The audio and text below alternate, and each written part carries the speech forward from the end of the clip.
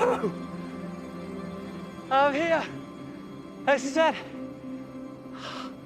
Ah, there's the top just there. Ah. No, this is fantastic. What a view. I'm back. I'm back. I was last here 25 years ago.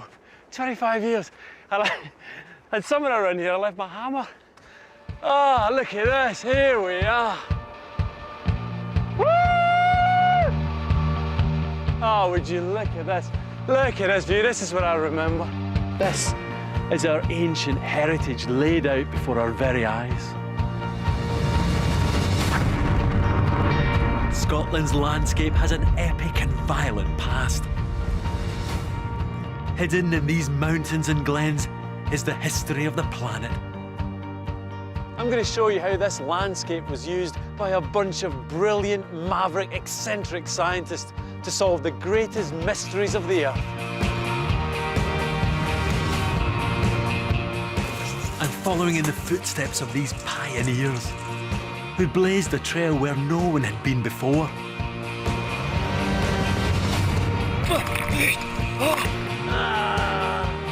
They showed vision and determination to piece together baffling evidence and uncover the forces that shape our world. Wow, that's so hot. It's all out there if you know what to look for. Written into the Scottish landscape is the story of the entire planet.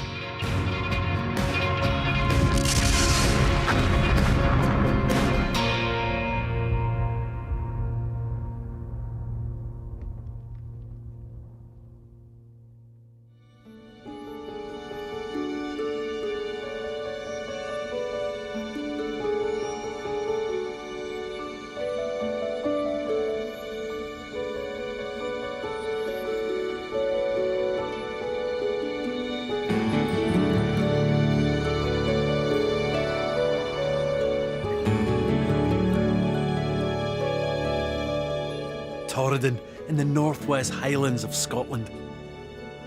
The most ancient landscape in Britain.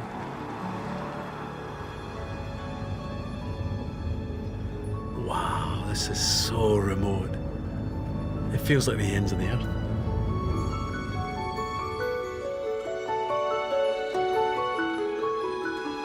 For centuries, people have looked at this landscape and wondered how long it's been here and how it was formed. It wasn't until the 1750s that the answer began to emerge, from myth and superstition towards a new view of the Earth based on science. One man had a revolutionary new idea that changed everything. Changed the way we thought about the planet, even about the way we thought about ourselves.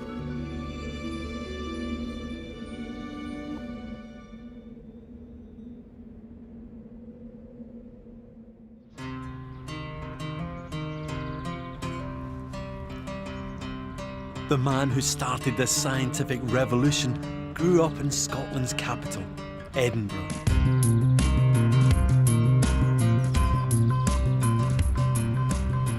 James Hutton was to become the founding father of geology.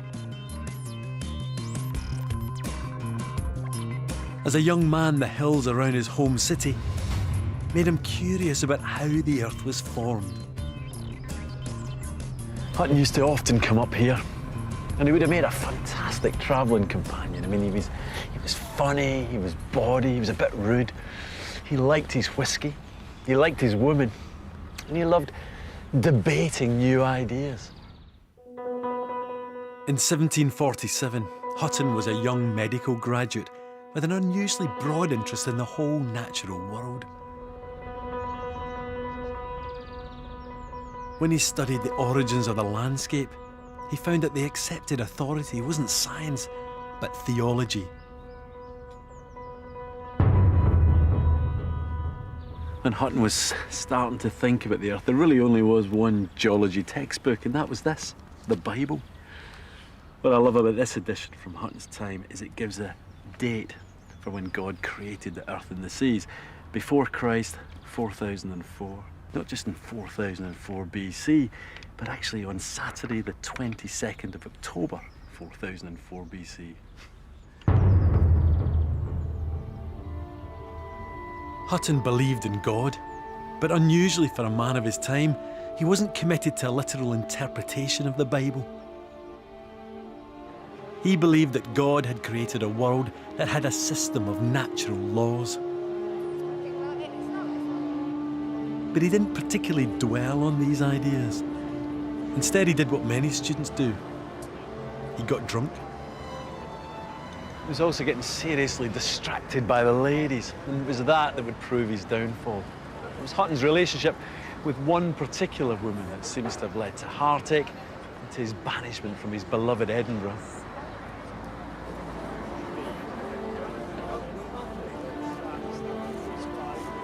Hutton had got his young lover, Miss Eddington, pregnant.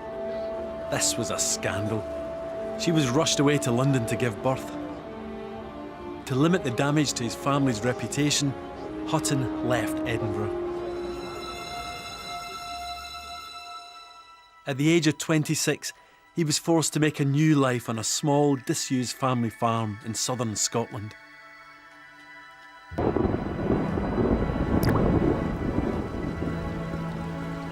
Hutton wrote that it was a cursed country where everything conspires to break my heart.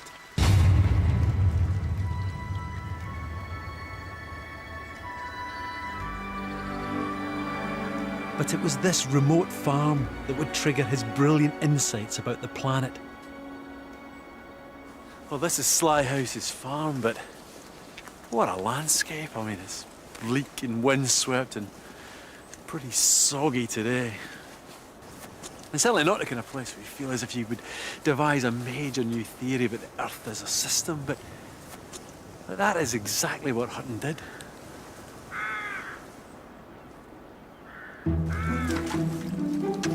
First, he had to turn this rain-drenched landscape into a profitable working farm. One of the dirty jobs he constantly faced was to dig and clear drainage ditches. This is hard work. Denise Daly Walton farms nearby and knows what he was up against. Well, the purpose of this ditch was to have carried the water off the field. Yeah. But obviously what's happened is that over time, all the sediment, all the topsoil has run off the field. And it just has blocked this up. Yeah. This is gold dust in terms of cultivated land, but it's all wasted in these ditches. Every year, Hutton cleared these drainage ditches. And every year, the rain washed the precious topsoil off his fields into the ditches and carried it downstream.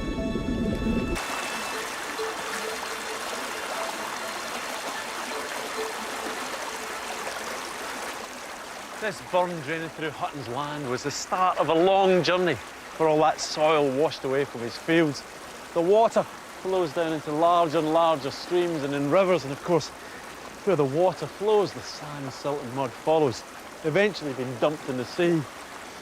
This incessant erosion of the land seriously concerned Hutton, because he realised that if all the soil was washed away, then eventually there'd be nothing to grow crops in. And ultimately, people would starve.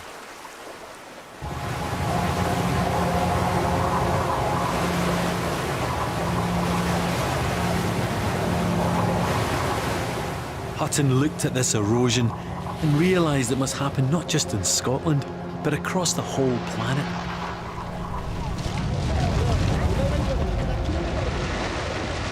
It appeared that God had made a world that stripped farms of good soil. Eventually, if this continued, there would be an utterly barren landscape. But to be honest, Hutton just didn't buy that. In his heart, it made no sense that God would let his people starve. And in his head, it made no sense that the earth would irreversibly wear away to nothing. He was convinced that there had to be a way to make new land.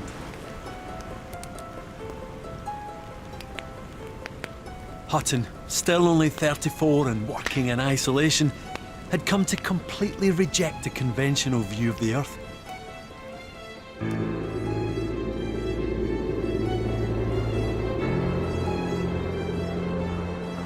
He just couldn't accept that the world had been created by God at a single stroke and remained unchanged. His radical thought was that God must have designed a planet that could rebuild itself. The question was, how could new land be formed?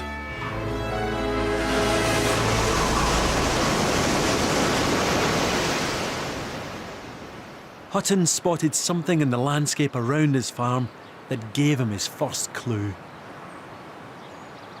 Hutton would have seen cliffs like this all over the place. If you look at this rock face, you see there's distinct layers of rock, all of them subtly different, hundreds of them. What Hutton realised was that these bands of sediment were laid down at different times, flushed in from rivers and deposited one on top of the other. It just builds up over time, year after year, slowly compacting into rock. Hutton's greatest idea, and I guess it seems so obvious now, is that the creation of land and the destruction of land are not sudden and dramatic events in the dim and biblical past, but slow and imperceptible actions that are going on all the time. They're going on right now.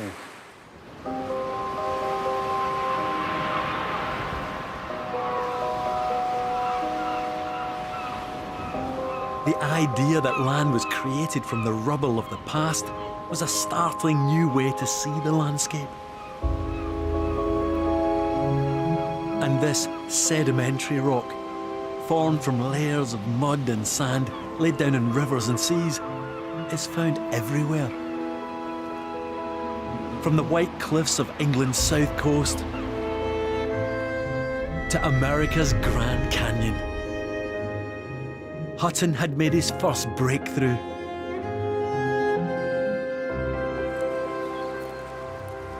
He was now sure there was a great system driving the Earth. After 15 years on the farm, Hutton was about to start a new chapter in his life. One that would test his ideas and push him to even greater discoveries. At the age of 41, his years of exile were over. He returned to the city of his youth. It was the time of the Scottish Enlightenment. Edinburgh was the intellectual capital of the world. Hutton made the most of being back. All over town, he debates and drinks with the greatest minds of his era. You know, you can see why these gatherings were ideal for Hutton. His personality, a mix of deep thinker and deep drinker. This open, convivial atmosphere was perfect for him to air his big idea. Mind you, even all this bonhomie wasn't enough to paper over the cracks in Hutton's theory. Hutton knew that not all the rocks he could see had been laid down in layers of sediment. If the Earth system continually recycled all land, what other ways could rocks be formed?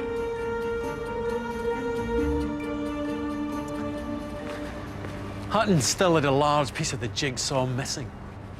He got his inspiration from another great mind of the Scottish Enlightenment. His friend and arguably more famous James Watt.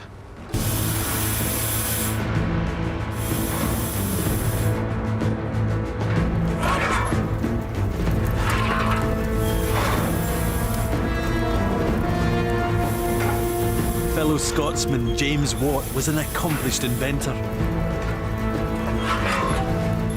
Famous for making steam engines more efficient. It was James Watt's harnessing of heat that would power the Industrial Revolution.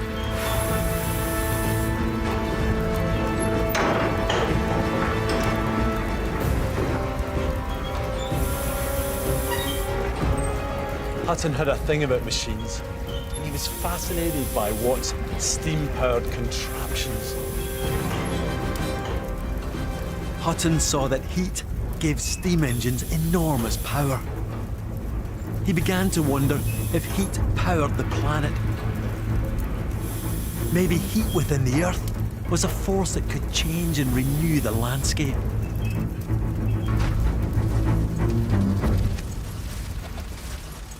Perhaps the centre of the Earth contained a mighty heat engine.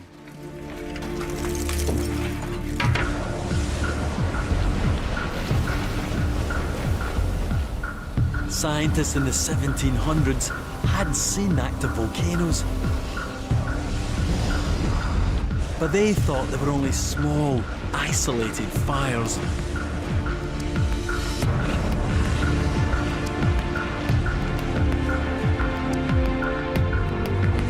Hutton was the first person to imagine that the centre of the Earth was a molten ball. He saw volcanoes as the vents of a giant furnace deep in the Earth. He believed that this furnace had the power to create new land. Land that was born molten.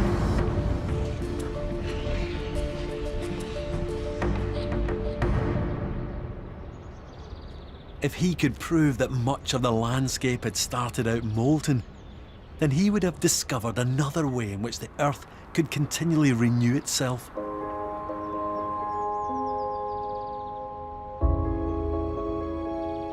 The trouble was that if a lot of the rock started off molten, why were they all so different? If they had the same origin, then surely they would look the same.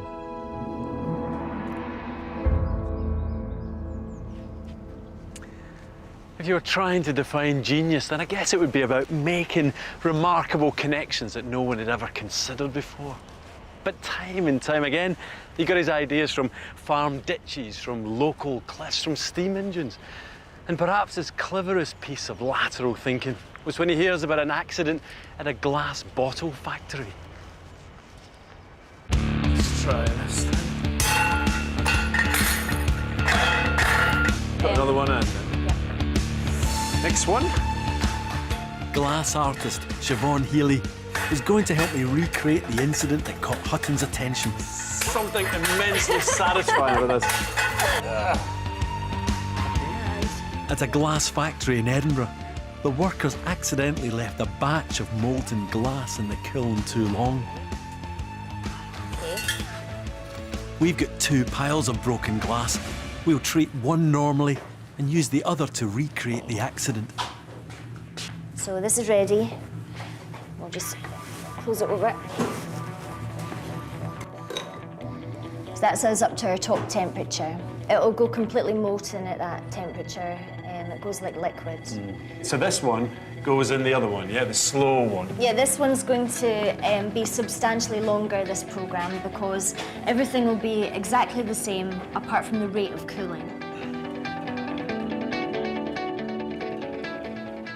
The reason Hutton was so interested in the results is because he knew that molten glass would behave in the same way as molten rock. Wow, God, that is so hot. So that is what 900 degrees feels like. That's fantastic. Yeah. Oh, that's so hot. God, you just want to touch it. I know it's the last thing my fingers would do, but... Woohoo, scorcho. Scorcho.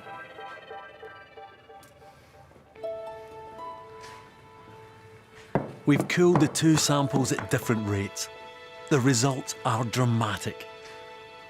This one here is what? This is the vitrified piece of glass. So this is the one that cooled really fast, quenched really Yes. fast. You can see right through it. It's beautifully transparent. I mean, look at that.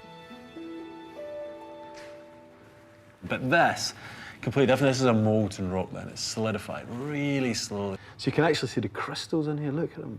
Little angular crystals. And the texture's completely different.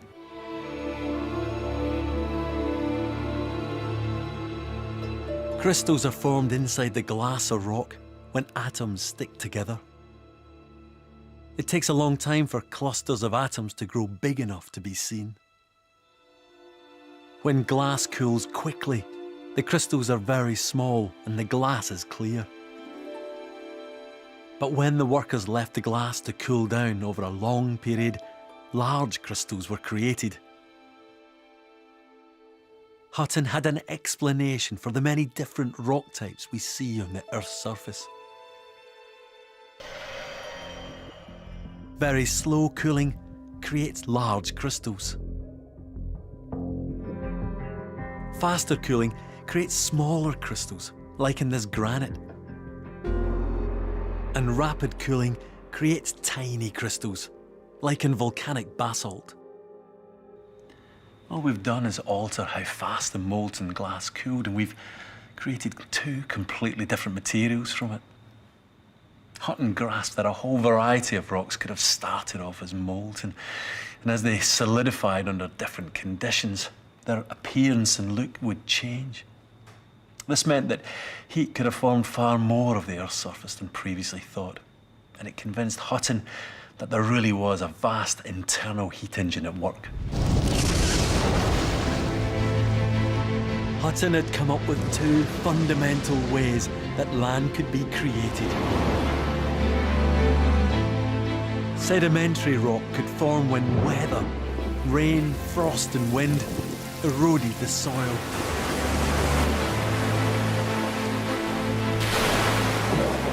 Rivers carried the sediment to the oceans. It was compressed to form new rock. And his second idea, that a hot core in the centre of the Earth could create molten rock which cooled to become land. He had a clear vision of an Earth that destroyed and repaired itself in an endless cycle.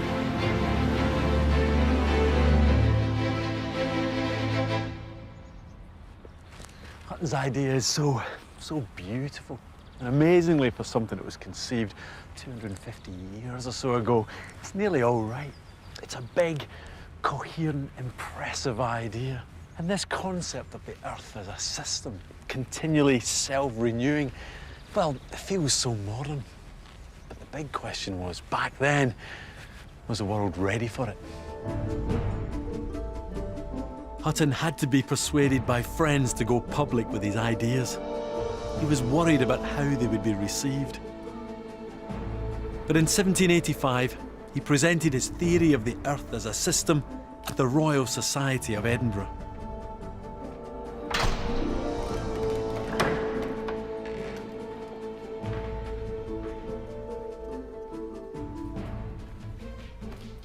Imagine the scene in front of some of the greatest scientists of the age. The outsider Hutton prepares to present his radical theory of the Earth. He's a terrible speaker, though. He talks in a broad Scots accent, and he's incredibly nervous. What's more, he's got this nagging feeling that he doesn't yet have enough evidence from the field to back up his theory.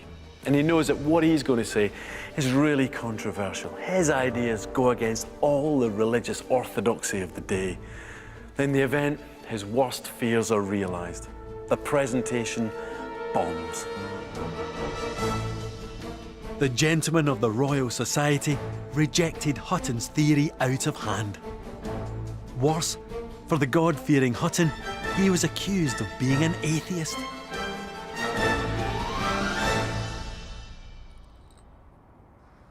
One of the biggest upsets was about this stuff, granite. It's hard to believe that this could cause even mild disagreement, but it produced the most almighty stink. The accepted wisdom was that granite was the first part of the Earth to be created by God. Nothing could be more solid than the Lord's foundation stone. Seems solid enough, but Hutton was claiming that this hard stuff, which seems so ancient and immutable, was actually the prime example of a young rock which had once been almost liquid. He was saying this was born molten.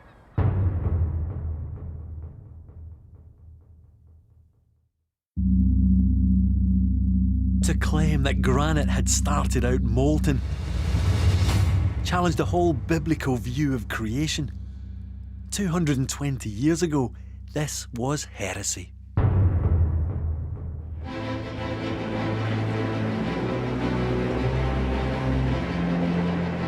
Hutton needed to find some evidence from the field. At the age of 60, when he should have been at home with his pipe and slippers, Hutton hit the trail. He headed northeast from Edinburgh into the wild hill country of Blair Athol in Perthshire.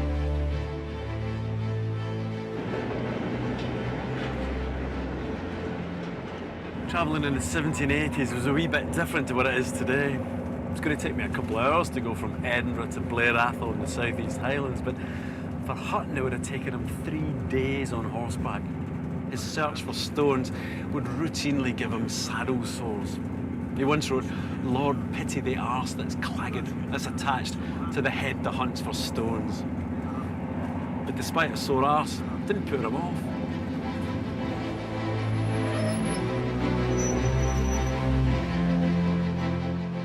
On the 16th of September 1785, Hutton travelled along this track in Glentilt.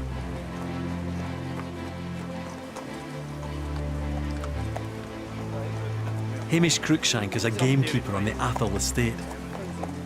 Yeah, they've got a hell of an office. It's one of the best offices in the world as far as I'm concerned. Fantastic, isn't it? 147,000 acres of office. So if I was coming up here in 1785, it wouldn't be much different, I guess. Not much different. You would be wearing the same sort of equipment as I'm wearing now. Yeah.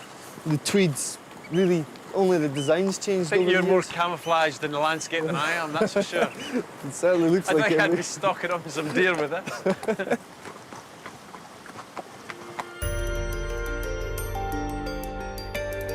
Hutton chose to explore Glentilt because two of Scotland's great rivers meet here.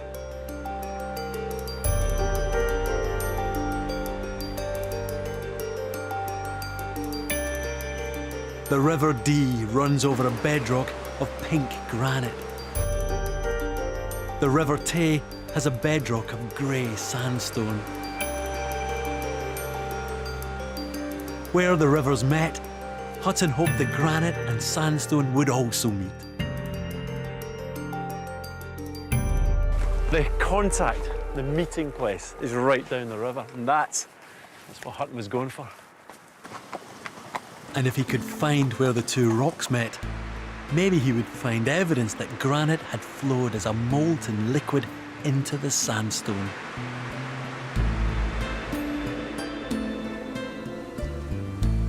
As Hutton made his way along the river, he could see the grey sandstone frustratingly close to, but never quite touching the pink granite.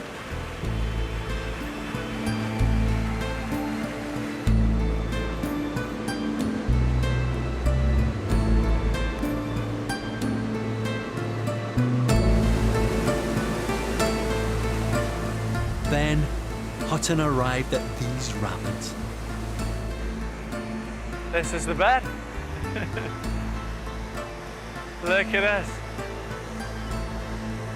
Wonderful.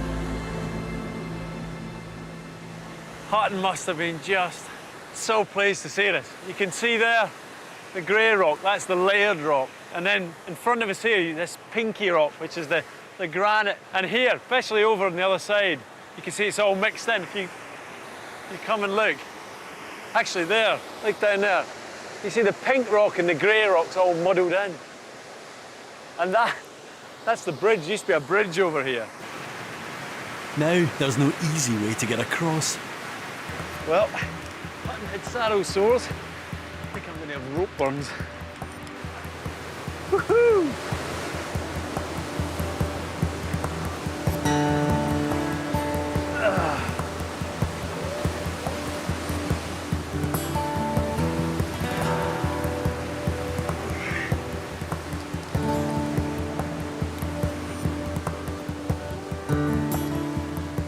This is the rock Hutton was looking for.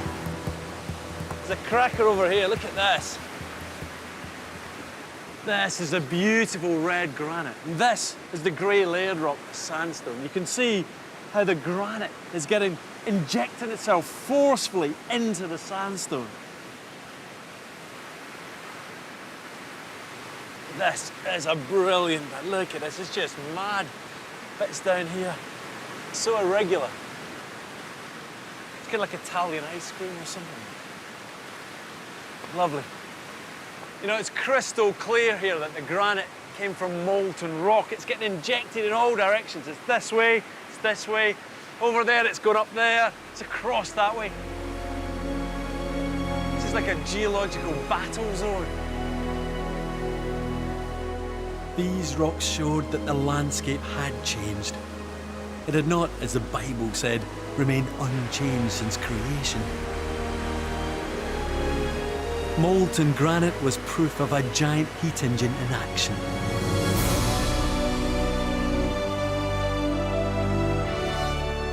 This discovery in Glen Tilt was a great moment for Hutton.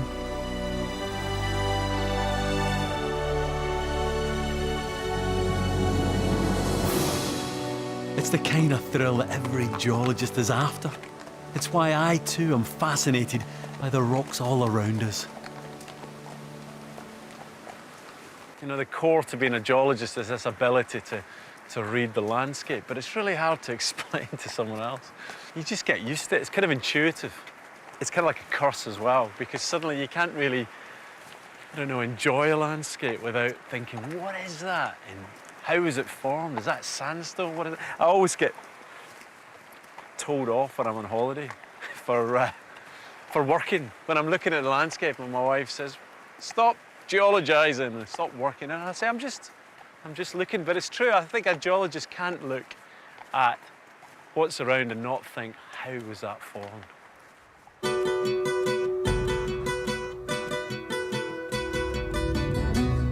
From his observations in Scotland, James Hutton had proved much of his theory of the Earth as a system. Rocks were molten and cool. They were eroded and built up again. Hutton was not yet satisfied, and he set off once more. This time, he was in search of clues as to how long this planet's cycle of renewal had been going on for. Was the Earth thousands of years old, as the Bible said, or was it much, much older?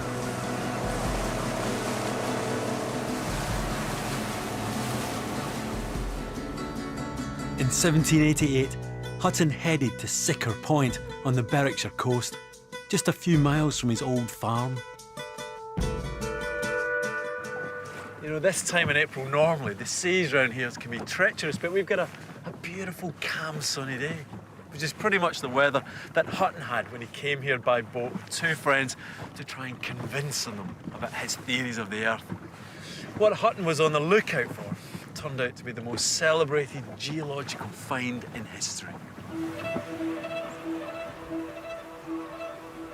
Hutton knew this coast well. What intrigued him was the different angles of the rocks along the cliffs. He had seen vertical layers along part of the coast, but he knew that further north, the angle changed completely. The layers were horizontal. Hutton's curiosity made him take a closer look. Cheers.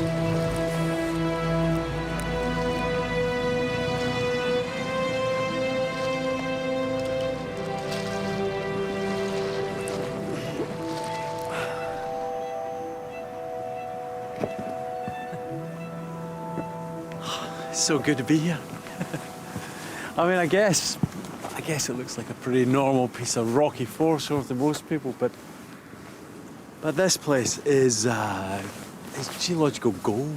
I mean, quite simply, this is the most important geological site on the planet. You'd never know it to look at it, but there's a huge story to be told here, an epic tale of geological violence. It takes you a while to see it, to get your eye in, but Hutton knew instantly what he'd seen. Nothing less than the birth and death of whole worlds.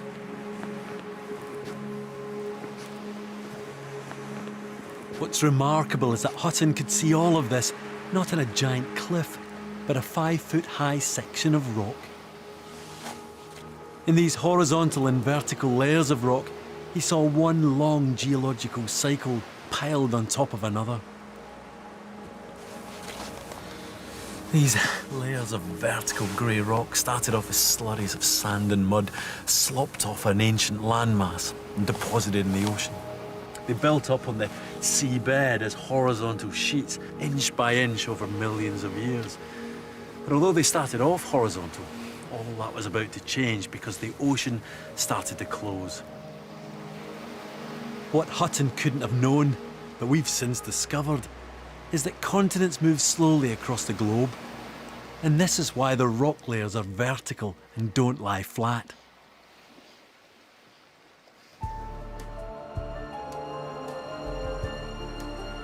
Over millions of years, a continent slowly and relentlessly drifted towards Scotland.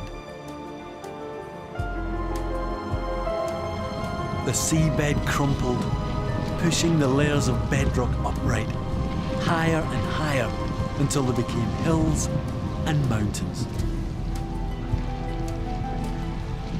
And there, erosion started again, rivers and rain wearing down the land. On top of the upright grey layers, fresh sediment gradually built up and solidified into new, flat layers of rock.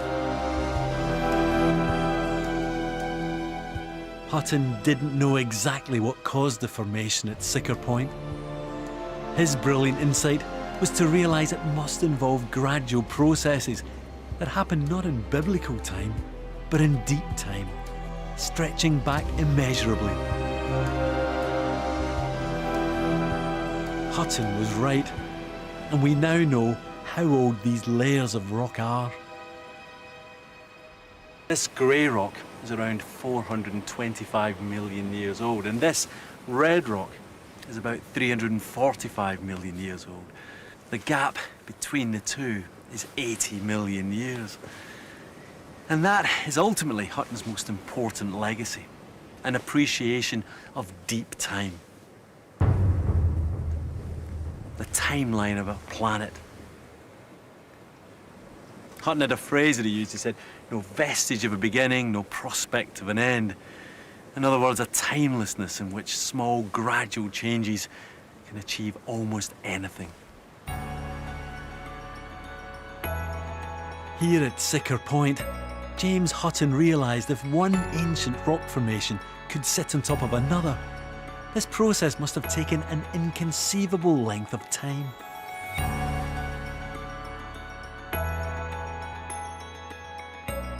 He had no idea of how long. Indeed, he never offered an exact timescale. He could only imagine the cycle of the Earth had gone on endlessly. Hutton's recognition of deep time was an extraordinary breakthrough, every bit as significant in its way as Darwin's theory of evolution or Einstein's theory of relativity. As with all these great scientific advances, it was difficult for people to believe.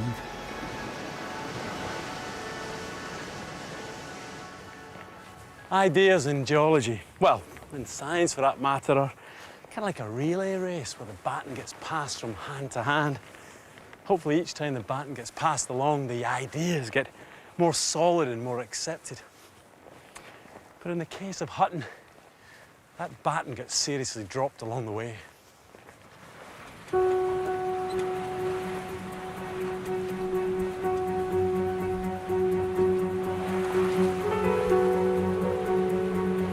"60 years after Hutton's death, Britain's most respected physicist tried to calculate the age of the Earth.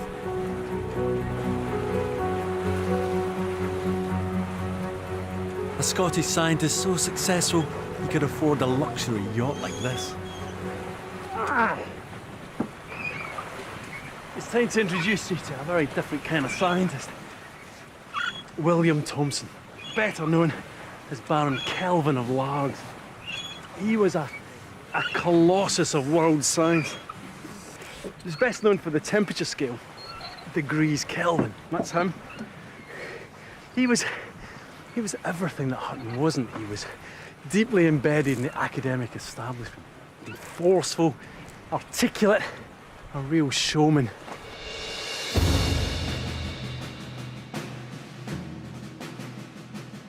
Kelvin was a brilliant scientist, supremely confident in his own ability.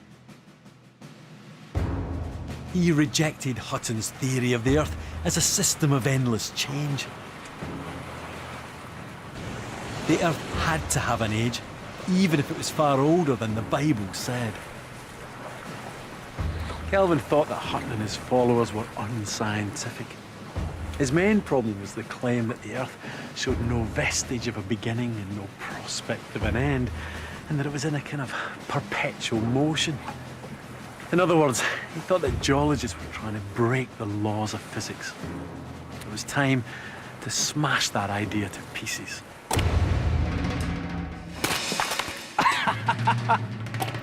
Kelvin was a showman, and he had a dramatic way to show that the Earth must be losing energy all the time.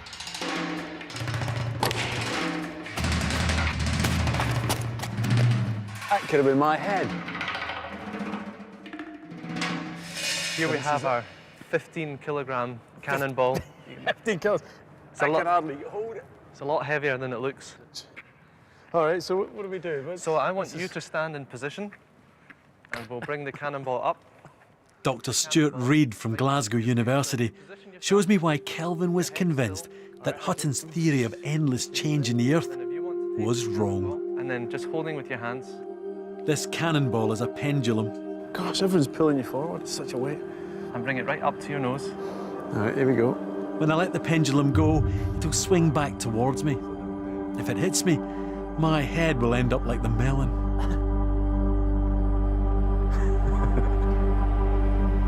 Okay, here we go.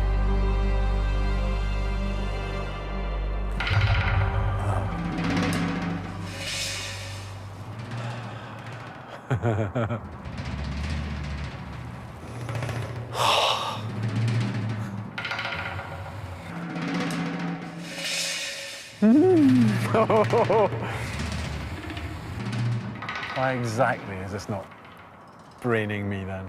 You know, it's not possible for the cannonball to end up swinging higher than when you let go of it, because it can't gain energy from nowhere. And in actual fact, it's losing energy because of friction in the rope, because of the air resistance as it's moving back and forth. And so the amplitude is decreasing as it's swinging. You can see that.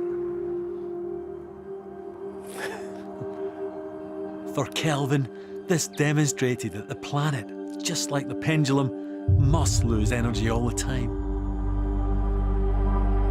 The Earth could not be in a cycle of change that would never slow and never stop.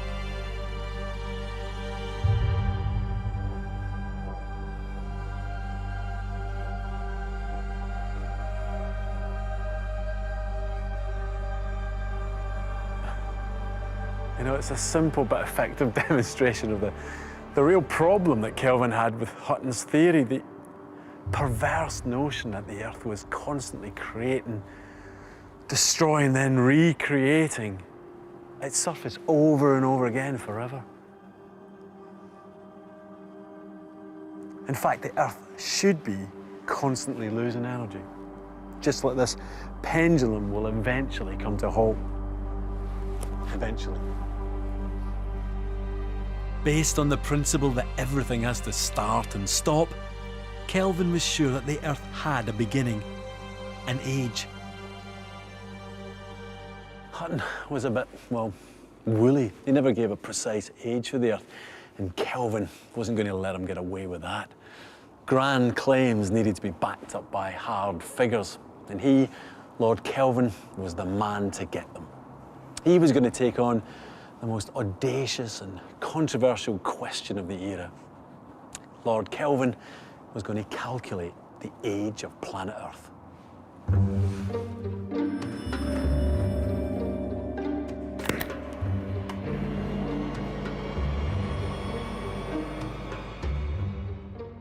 This is a lump of granite, and we're going to try and melt it. Now, granite melts about 1200 degrees Celsius, several tens of kilometers down beneath our feet. And we are going to try and melt it here with a blowtorch. Take it away, Kieran. Meanwhile, I'm going to film it with a thermal infrared camera, which is going to try and capture the heat. And already I can see this soaring up. It's 280, 300 degrees Celsius. Whoa, it's bright, that's for sure. Kelvin believed the Earth started off molten. Guys, it's hard to look at. That's 1,000. We're at 1,000 degrees Celsius. Look. The melting point of rock was Kelvin's start point to calculate the age of the Earth. He took this as the temperature of the planet when it was created. And there it is, 1,200 degrees Celsius. Oh! Oh yeah, look at that.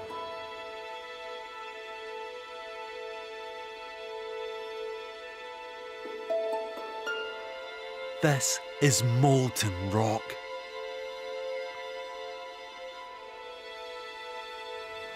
Beautiful. Kelvin argued that the planet couldn't stay molten forever.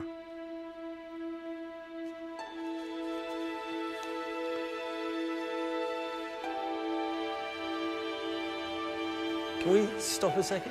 So this is now just basic physics. Once something's heated up, it can't stay hot, it has to cool down.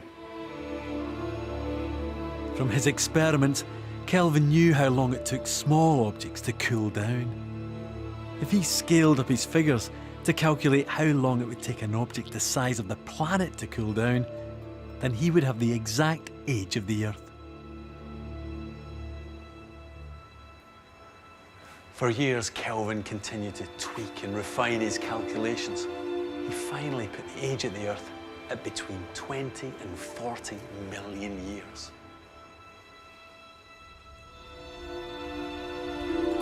Although we now know the calculations aren't accurate, Lord Kelvin's figures had an enormous impact. He provoked intense debate about the age of the Earth and upset nearly everyone. And this is Kelvin. Most times when I've seen this statue, he's had a traffic cone on his head. And he was ridiculed too when he published his age of the Earth. The church hated it because it made the Earth too old.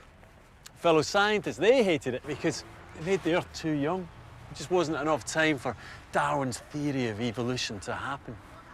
And as for Hutton's heat engine, well, on Kelvin's timescale, that was a non-starter. Lord Kelvin had made a crucial error.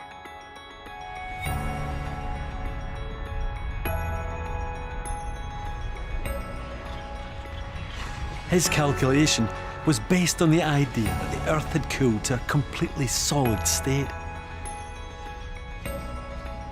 But as we now know, the Earth's interior didn't just cool like a lump of molten rock. Parts of it stay molten, just as Hutton imagined, but couldn't prove.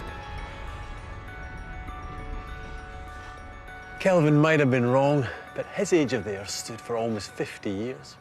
Right up until 1898, when the rocks themselves revealed the truth.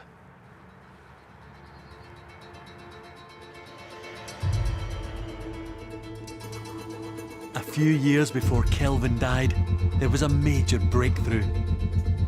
Scientists discovered a source of energy deep within the planet that has helped keep the Earth molten far longer than Kelvin could have imagined. Radioactivity.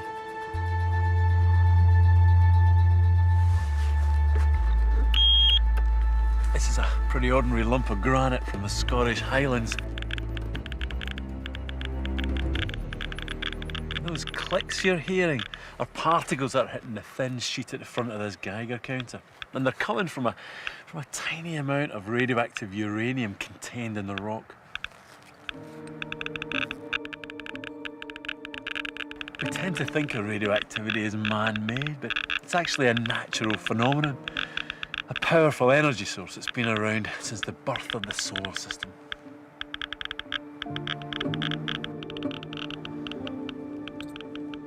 Radioactivity is one of the key forces that makes Hutton's theory correct. Oh I'd love to meet Hutton and over a whiskey and beside a warm fire, tell him about all the things we've discovered since he's been gone. Top of that list would be radioactivity. I mean, the energy of radioactivity and the heat that it generated has kept parts of the planet's interior molten. It's part of Hutton's heat engine, which has allowed the Earth's surface to be constantly recycled and rejuvenated. But there's another reason why I'd love to tell him about radioactivity, and that's because, as well as explaining his heat engine, it's been responsible for telling us just how old the planet is.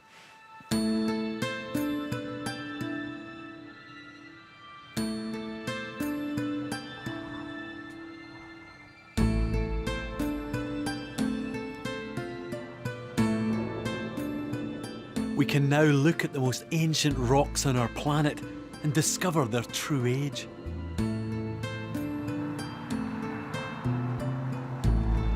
I've returned to Torridon in the Northwest Highlands.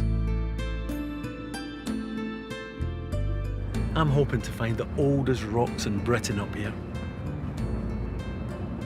I want to find out just how old Scotland is, and radioactivity will give me the answer.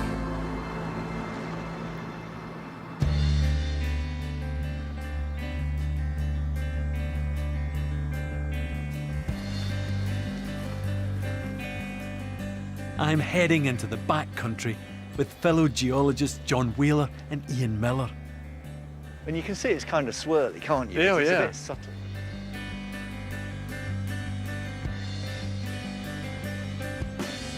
This hill is 50 times older than the era of the dinosaurs. It's one of the earliest parts of our planet.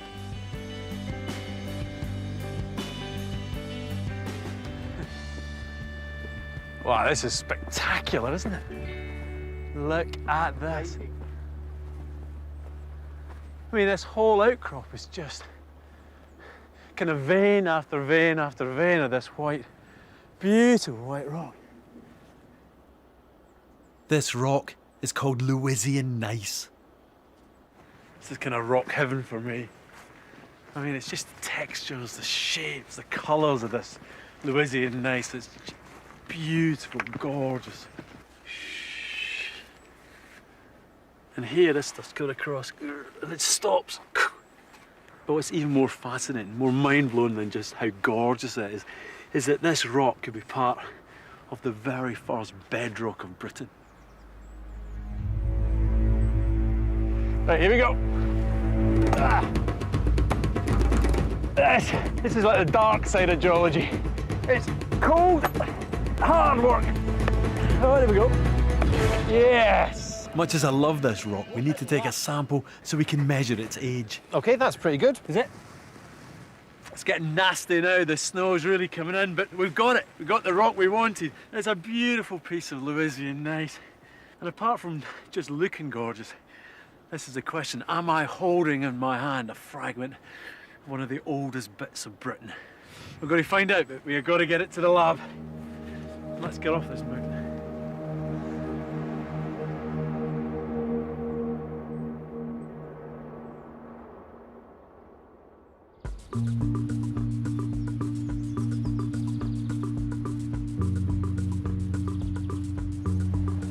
So this is it. This is my rock. Here it is. The plan now is to find out how old this piece of Scotland is. The key thing that we have to do first off is to smash the hell out of this rock. We do this in this machine here.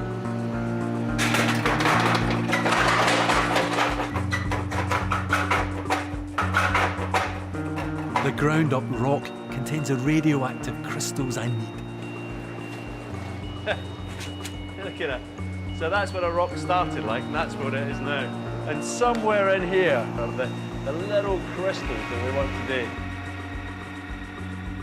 Now we're going to examine those crucial crystals using an electron microscope. So that's creating a vacuum, yeah? That's creating a vacuum inside. Your sample that you collected, we've managed to extract a large number of zircon crystals. The zircon crystals are time capsules. They're full of radioactive uranium, which breaks down into lead at a regular rate. You can actually see the shape of the crystals quite nicely. Look at that, yeah. That's really beautiful. The proportion of uranium and lead left in the zircons will reveal the age of the rock.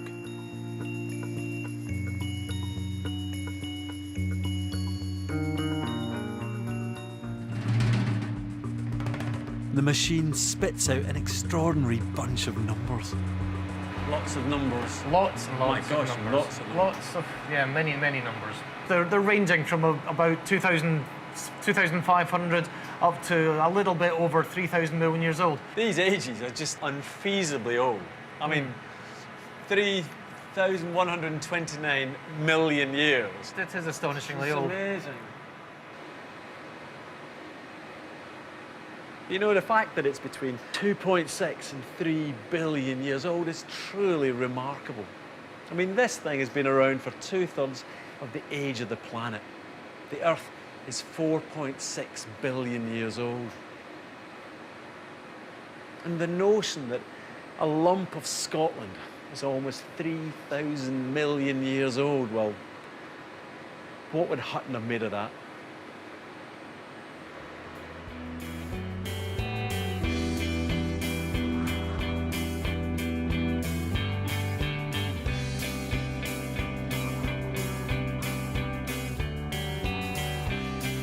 The rocks of Torridon were created when the very first continents on Earth were being born. The ancient landscape of Scotland is a witness to billions of years of geological change.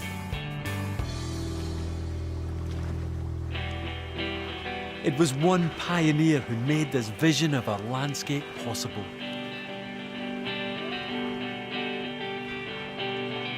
James Hutton made one of the greatest leaps in human thought.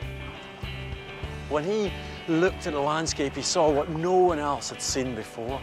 He was the first to grasp the true vast age of the Earth. And it was that discovery, more than any other, that's allowed us to piece together the complex story of the life of our planet.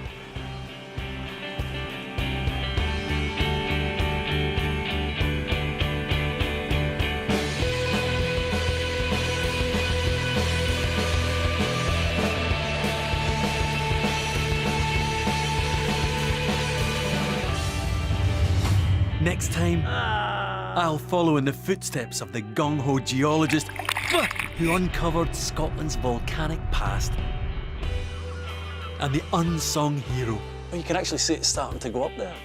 who solved the mystery of what makes continents move across the surface of the globe.